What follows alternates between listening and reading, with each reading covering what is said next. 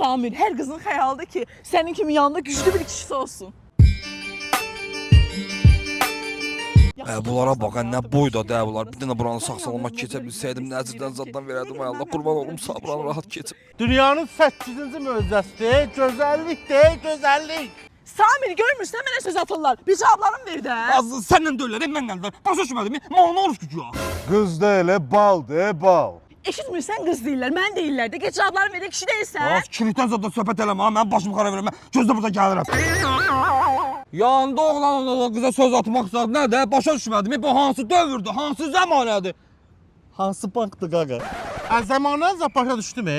Dövrü də başa düşdüm. Bank nə temadır? Qaqa pul atacağım da kartınıza, kartınızı, kodunuza deyərsiniz. Bir dənə qızın yanında pazar olun. Bax oradan baxır. 30-da sən üstünüzə kişilərim qaqa heç olmasa nə Pul olar? atarsansa problem yoxdur. 30 saniyə vaxtın var, tez ol. Bax üstə. Samir, tez elə də onların ağızlarının payını ver. Rəm, yaxşı bax. Sizin başınız qaçıb, yoxsa başınız bədəninizə ağırlıq edirək küçüklər.